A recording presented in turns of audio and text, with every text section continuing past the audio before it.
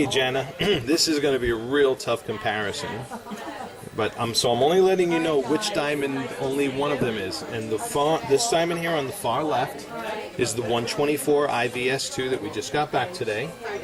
And I was very careful to align all of these diamonds in the same position. In each diamond, you'll notice that the arrows facets are going in the 12, 3, 6, and 9 o'clock positions. Okay, so here is the 124 IVS2, and we're going to simply refer to this one as diamond number 1. Okay, and look at the I mean, even down to the patterning of lights and darks within the stone. That's what we're really looking at here, is the amount of brightness and the contrast pattern in each stone, and how exacting they are or how inexacting they are. So that's diamond number 1. Now I'm going to move this guy out of the picture for a second, and we're going to go to diamond number 2 and bring him alongside the 124 IVS2.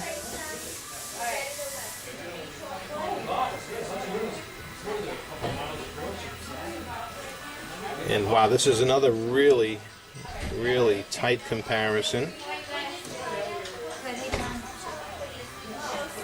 So here's diamond number 2. And you're also not only seeing how exacting or inexacting visual differences are from one diamond to the other, but you're also seeing a little bit of a reference here for size, because you know how big the 124 looked on your finger. And now you see, you can see there's a notable size difference between the two. Okay, so here's the second comparison.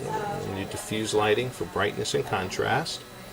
And then lastly, here is diamond number 3. I'll tell you in email which one is which. Let me just position this one in the exact position. I can see the lights, but I don't see my No. second row. Did you let it come in and warm up? There you go.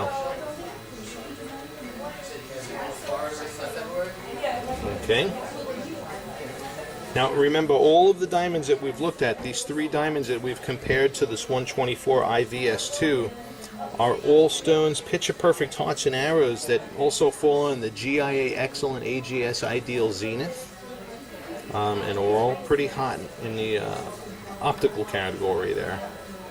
And what we're going to do is now look at their differences in scintillation. We're going to throw a sparkle lens on the camera and look at how each one of these sparkle, how much sparkle they throw off. And then we're going to look at them under a stronger spotlighting to look at more critical aspects of the fire between the 3. And I'll make sure I line them up in the same. Here's the 3 side by side.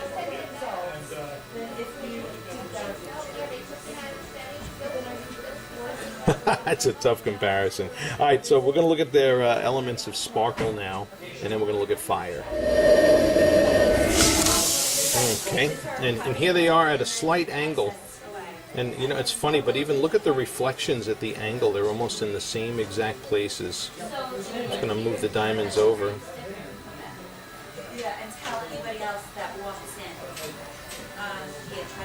It's just sliding them under the same light. Okay, now we're going to rock and tilt.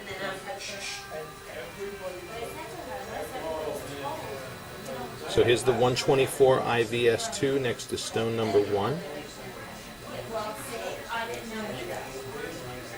I'm going to leave the diamonds just side by side here now as I go to diamond number 2.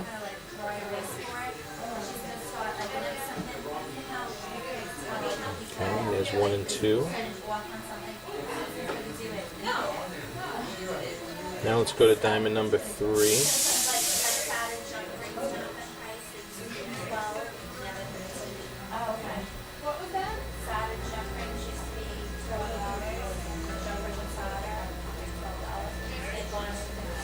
And we're seeing fire here as well.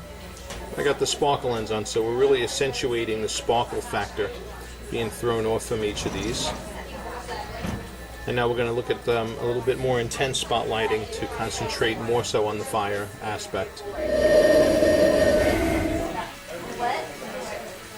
Okay, there's the 124 IVS2 here on the left, next to diamond number 1. Wow. Here's diamond number 2.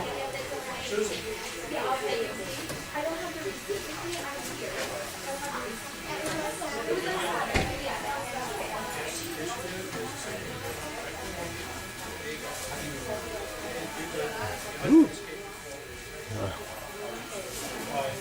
Absolutely gorgeous. And then here's 2 next to 3.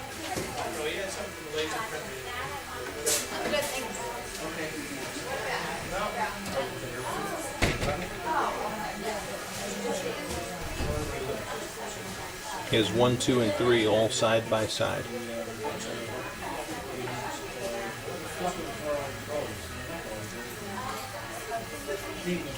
All beautiful. It's harder to tell differences in this lighting. It's probably a little bit easier to tell differences in the diffuse lighting, the very first lighting view that we looked in. So you may want to review that portion of this video maybe 1 or 2 more times. Because if you're going to see any visual differences, this is the hardest place to see those visual differences, and the diffuse lighting perhaps would be the easiest, but even in that lighting it was a pretty tough comparison. Alright, Jan, hope that's helped. Thank you.